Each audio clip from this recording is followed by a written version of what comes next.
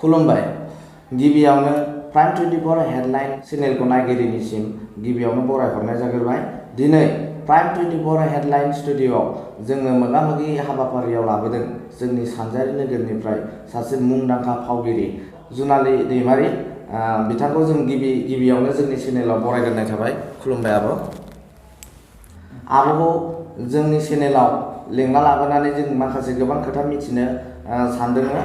दा गिबियाव जों आब'निसिम सोंथि सोंनो सानदों, नोंथाङा जोंनि प्राइम 24 हेडलाइन स्टुडिय'आव फैनानै दिनै माबायदि मोनदों? खुलुमबाय।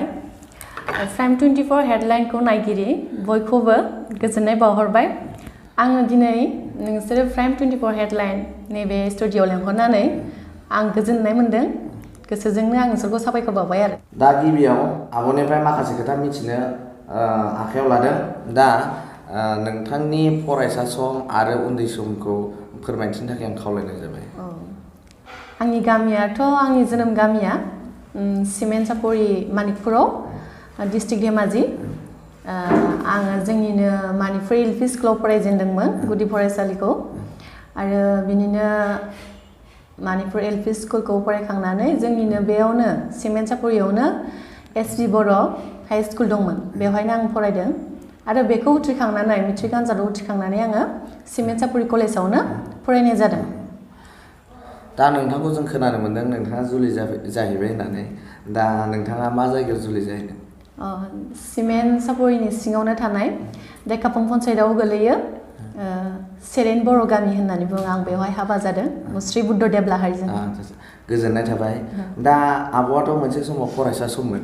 दा मा समनिफ्राय नोंथाङा दिनै फाव खोन्थानायनि जेबो रोंगौथि बेखौ मा समाव मोन्दांथिदोंमोन? एसे उन्दै समाव क्लास 6-7सोआव थायोब्ला जोंनि गामियावहायनो मानिकपुर गामियावहायनो मानि हेंथा बै फिल्मखौ शुटिं खालामफैदोंमोन। बेवहाय जोङो एसे उन्दैमोन नालाय नायनो थांदोंमोन आरो जोङो। बै समाव माने शुटिं खालामनायाव हरैजा थाबा हरैजा होखार जायो, हरैजा थाबा हरैजा होखार जायो, बिब्दि होखार जानोबाबो जों नायदोंमोनब्लाबो गोसो सिङाव सानदों जोंबो जुदि सानसे बिब्दि खाबु मोनोब्ला आंबो खालामथारगोन, शुटिंआ माबायदि बेखौ साननानै लादोंमोन आरो। मामायैनो जोंनिनो मानिकपुर गामिनि प्रबिन बर' आदाया बिनि बिथोन होनायाव आङो गिबि शुटिं खालामजेनदोंमोन 2012आव, जेब्ला आङो मेट्रिक होदोंमोन आरो। बे समावनो आदा प्रबिना आंखौ फाव खालामनो खाबु होजेनदोंमोन। दा गिबि सावथुननि मुङा मामोन? गिबि सावथुननि मुङानो जाबाय दासो बुजिबाय। दासो बुजिबाय। बे फिल्माव नोंथांनि रला मामोन? बे फिल्माव आङो आदा प्रबिना आंखौ गिबिसिनाव रुवाथिस खालामदोंमोन आरो। बेनिफ्रायसो आङो खाबु मोनलांदों उनफ्रावबो आंनि साहसखौ नुनानै, आंनि जा रोंगौथिखौ नुनानै आदा प्रबिना आंखौ गुबुन फिल्मावबो माने आरोबाव फाव खालामनो थाखाय खाबु होदोंमोन। दा नोंथाङा गोबां फिल्म बानायबाय, जिहेथु जोङो बयबो मिथिगौ गोबां फिल्म बानायदों होननानै। नाथाय दिनैसिम रावबो मिथिया जे मोनबेसे फिल्म बानायमारदों। दा आं नोंथांनाव सोंनो लुगैदों जे नोंथाङा दासिम मोनबेसे फिल्म बानायखो? 2012निफ्राय दिनैसिम 2019सिम आङो गासै बर' सावथुना जाबाय 10टा बर' सावथुन। गिबियाव आं सोंनो लुगैदों जे बे 10टा फिल्म बानायनायाव नोंथाङा मा रलखौ बांसिन मोजां मोनो? आं बांसिनानो न'खरनि बिहामजो रलखौनो मोजां मोनो, आरो बेवहायनो बांसिनानो आं आदा प्रबिननि प्रडाक्सनावनो खामानि मावबोदों। बेवहायनो आंखौ सायख'नानै होयो आरो आदा प्रबिना, गाहामबो नाङो। बै बिहामजो जाय रल खालामदोंमोन बैयाव बयनिख्रुइ नोंनि फेभरेटसिन डायलगा मा? बैहाय आरो मा मुभिमोन बेयो? माबायावनो सैथो आरो फोथायाव हौवाया माने बिबोनांजों एदावलायनायखौ दुखु मोनो आरो मेगन सायो, एदावलायजानो बायो। बेवहाय माने सानसेखालि ओंखाम जानायाव आंना बिबोनाङा खिफियो आरो ओंखाम जानायाव। बैयाव खिफिनायाव माने बिदाया रागा जोंनानै सिखारना थांबाय, बेवहायनो सिखाव हमलायलायनाय जाबाय, सोर खिफिदों सोर खिफियाखै।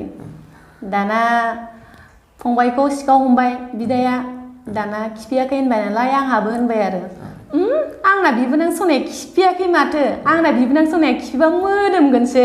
बे डायलगखौ होनानै आं मोजां मोनबाय आरो।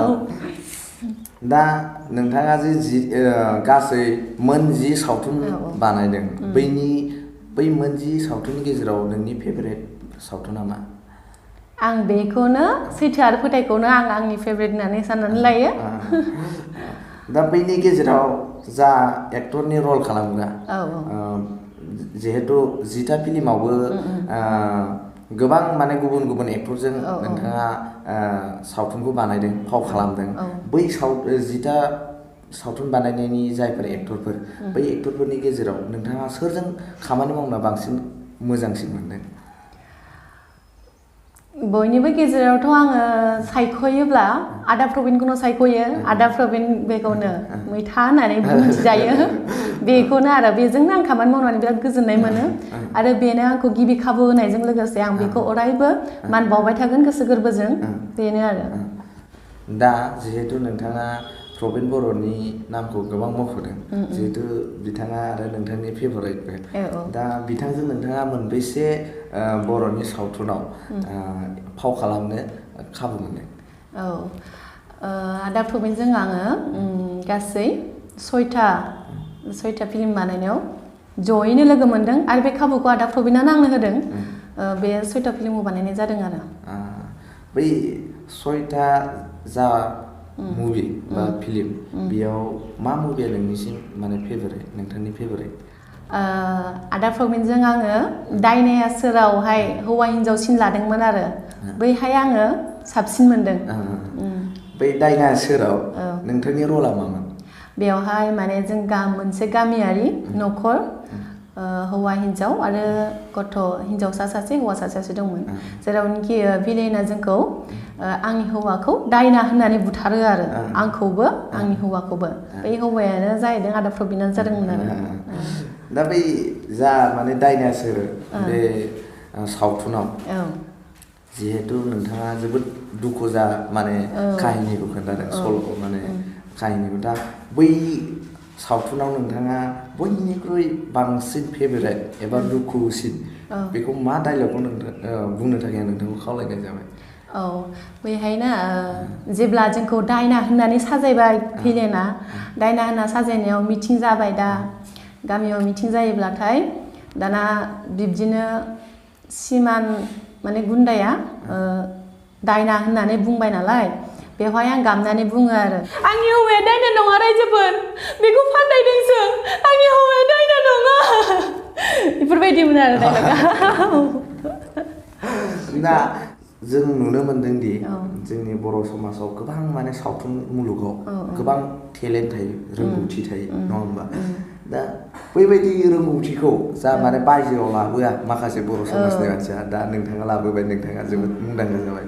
दा आं सोंनो लुबैनाया बेसो जे नों सासे मानसिनि जा सिंनि रोंगौथि बेखौ बायजोआव माबायदि लाबोयो?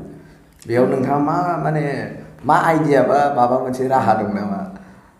आइडिया बेनो जाबाय आरो जेनेबा गावनि टेलेन्ट दंबा गावनि सिङाव जा रोंगौथि बेखौ नोङो दिन्थिफुंनो थाखाय सोरबा गावनि आंगो बा गावखौनो गाइड खालामग्रा मानसिनि सिङाव फोरमायनानै लानांगौ आं ओरै खालामनो गोसो आं ओरै खालामनो मोजां मोनो आं बिदि खामानिखौ मोजां मोनो बिदिखौ फोरमायनानै लानांगौ अब्लानो बै माने टेलेन्टआ खाबु मोनगोन आरो बे माने गावनि रोंगौथिखौ फोरमायनो थाखाय।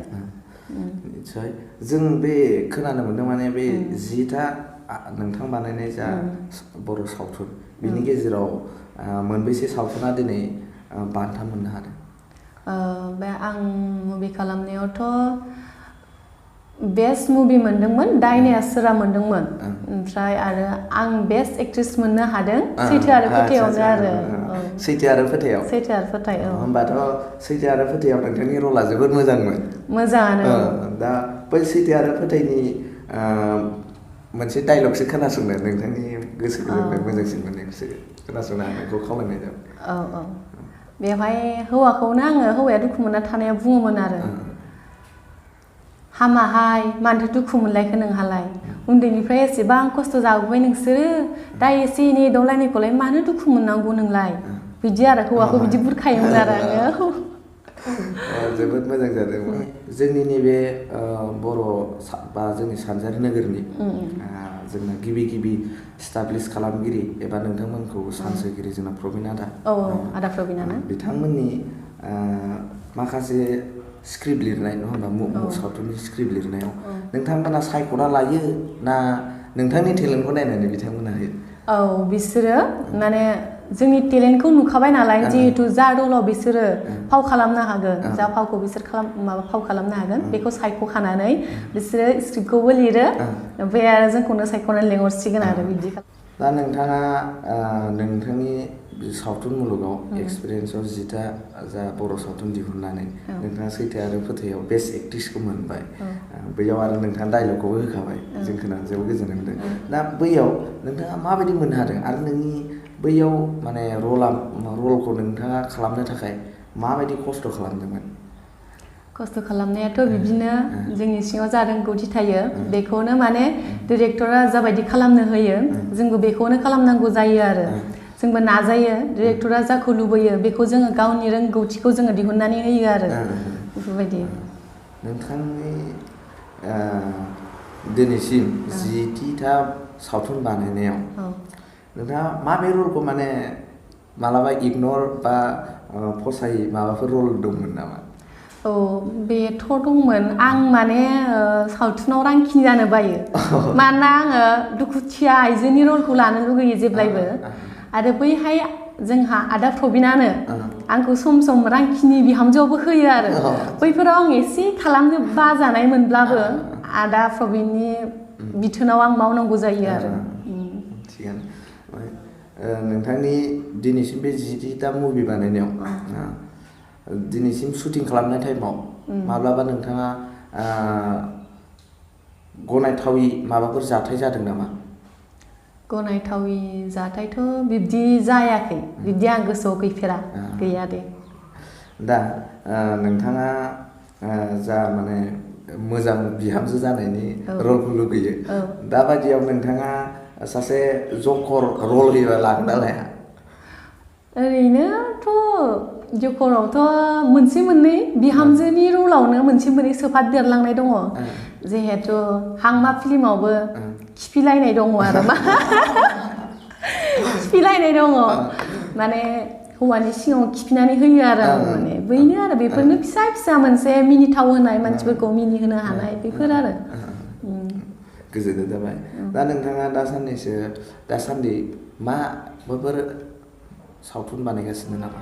सावथुनथ' बिब्दि आङो दा साननैसो सिरियाल बानायगासिनो दङ जोंनिनो बिरगोस्रिनि थुंग्रि बैखौ माने हिन्दी रावै माने हिन्दी सिरियाल बानायनो नागिरदों आरो बिरगोस्रि की तरवाल होननाय मोनसे बे सिरियालखौ दा बानायगासिनो थाबैनो नुजाथिगोन बेयो अरुण प्रभानि चेनेलाव दूरदर्शन चेनेलाव नुनाय जागोन आरो थाबैनो नुगोन नोंथाङा बे बिरगोस्रिनि थुंग्रि जा बे सिरियाल बेयाव रला मा? बेवहाय आङो मेन रलखौनो मोननाय जादों बिरगोस्रिया आंनो जायो आरो दा दिनैसिम बे शुटिंआ जोब्बायना? जोबथ'वाखै जागासिनो दङ जोबनो जाथ'वाखै बे सिरियालनि नोंनि गोसो गोरबोनिफ्राय मोजां मोननाय मोनसे डायलग होनो थाखाय आं नोंथांखौ खावलायनाय जाबाय डायलगा जाहैबाय जावलिया दिवानजों फार्स्ट टाइम दावहा नाङो आरोना बे दावहा नांनायाव दस्रा उत्सबाव फार्स्ट टाइम माबाजों जावलिया दिवानजों दावहा नांनाय जायो आरो बेनि माने खोनासंथावै राव बुंनायाव आङो बिग्रायखांनानै उल्था राव हरफिनो आरो बेवहायनो जा दावहा नांनाय जायो बैहाय माने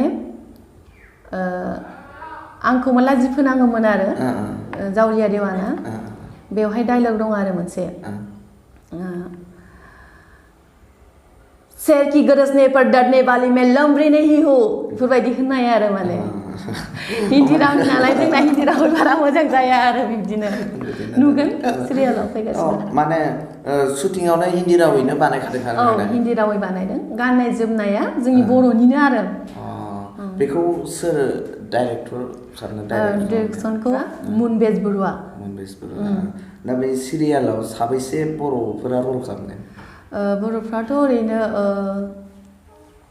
साथामसो दङ ओरैनो साइड पार्टआव ओमफ्राय मेनानो आं जाबाय गासै जोङो साब्रैसो दं आरो दा नोंथांमोन बानायबाय थानाय सिरियालनि जावलिया देवाननि रलखौ सोर खालामो?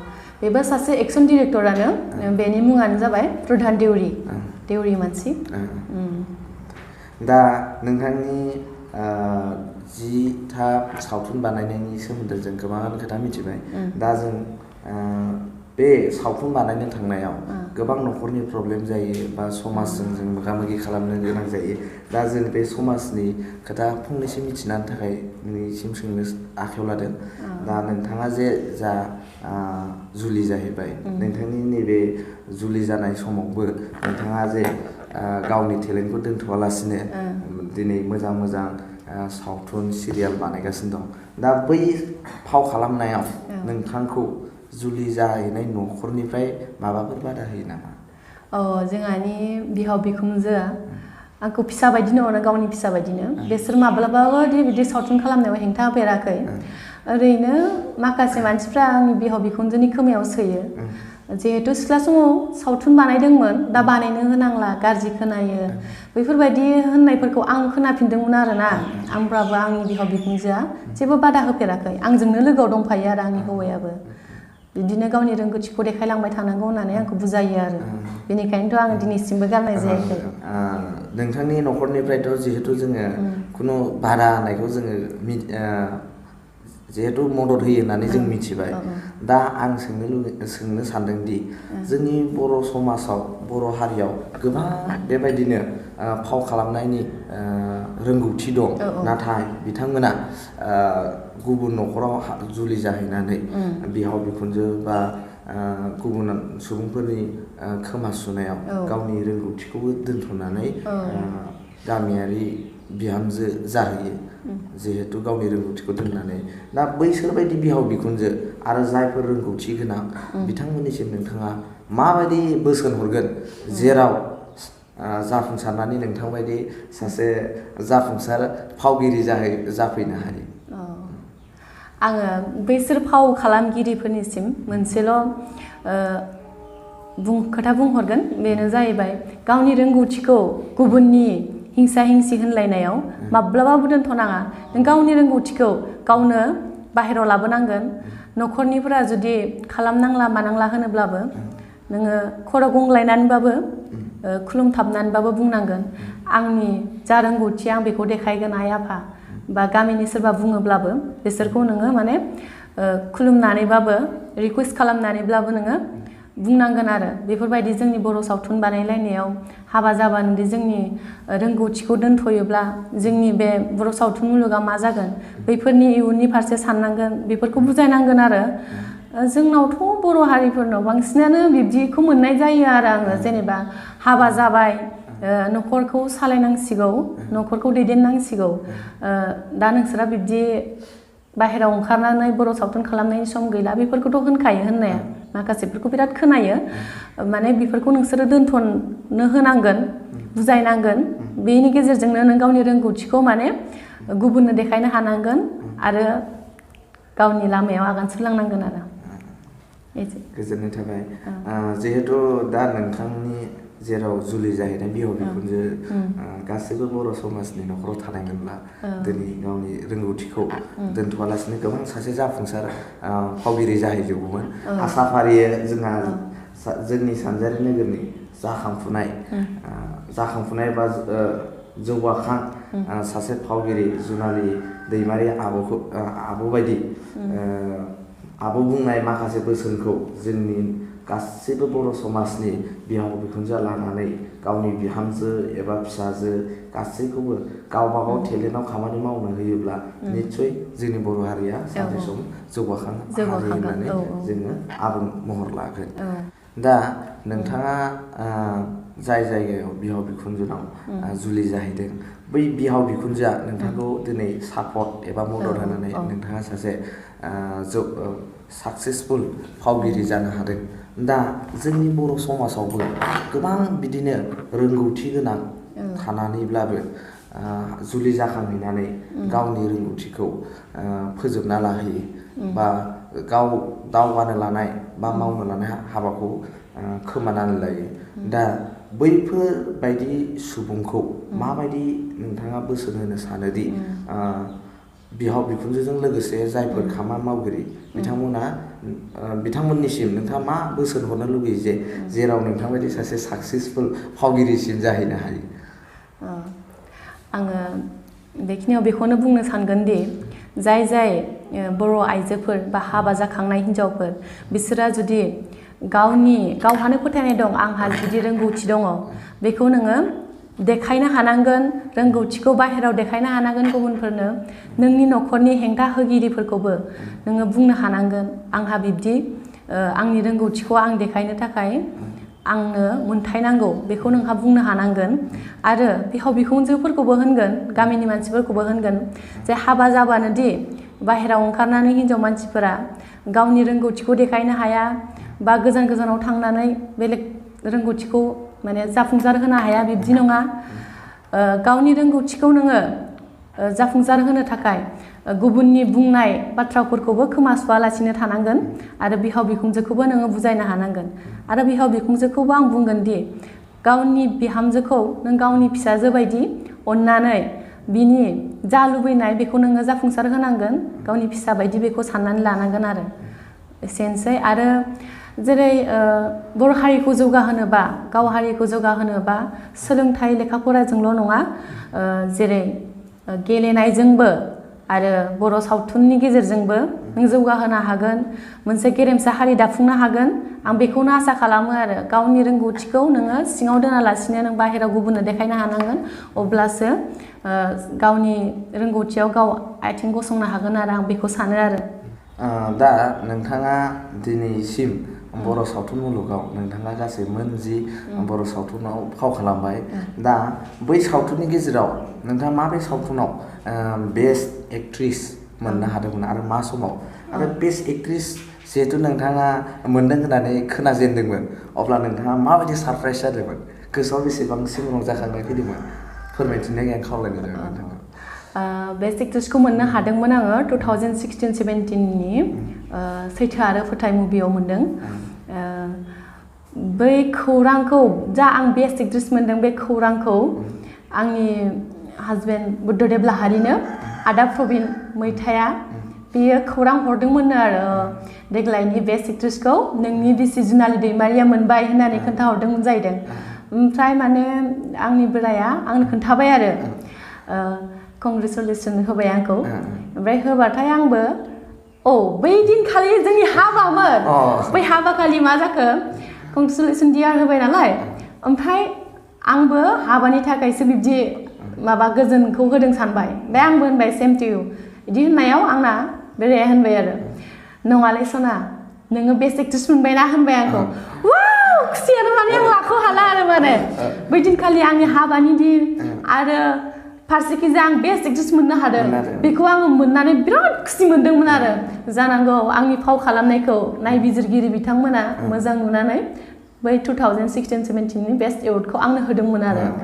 दा होमबा नोंथांनि जिउआव गिबिसिन डाबल लाकि होनना बुङोब्ला बेनो बे सानानो आरो नोंथाङा बिनि गेजेराव मा सानो एवार्ड फैनायनि थाखायसो अनजालु आदाया फैदों आदाया फैनायनि थाखायसो बेस्ट एवार्डआ फैदों नोंथाङा मा सानो? बुंनो थाङोबा आंनि फिसायखौनो अनसुला बुद्धदेब लाहारिखौनो आङो लाखि होननानै आं साननानै लायो आरो बैजों जुलि जाखालिनि दिनावसो आं बेस्ट एक्ट्रेसखौबो मोननो हाबाय आरो माखासे बिब्दिनो आं एसे जौगाबोनायाबो बिनिनो आखाइ होननानै बुंनानै लाजायो आरो बिनिखायनो आं बेखौ आंनि लाखि होननानै सानो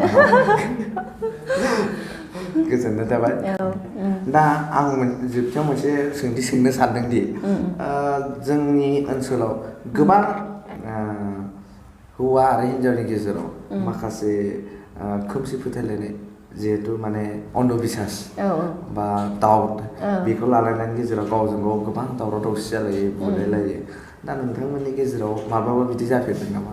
दिनैसिम बिब्दि जाफेरनाय आङो गोसोआव गैफेरा आरो बिब्दि जों सानैनि गेजेराव माब्लाबाबो बिदि डाउट सानलायनाय बा गाज्रि खोमसि फोथायलायनाय बा सोरनिबा खोथाखौ लानानै आंखौ रायफेरनाय बुंफेरनाय बिब्दि आं गोसोआव गैफेरा दिनैसिमबो जिहेथु सानैनि गेजेराव जोंहा गोबां मोजाङैनो गोथौ सोमोन्दो बुजिलायनाय दंखायो बिनि थाखायनो दिनैसिम आङो जुलि जादोंबाबो नैबे आगानाव आङो आगान सुरनो हादों आरो लामायाव गोजोननाय थाबाय नोंथांनि आरो नोंथांखौ इयुनावबो इसोरा माखासे बिथिङाव जौगानाय लामायाव जौगाहोबाय थाथों बेखौनो जोङो आसा फारिनानै दिनैनि मोगा मोगिखौ एसेयावनो फोजोबनाय जाबाय गोजोनथों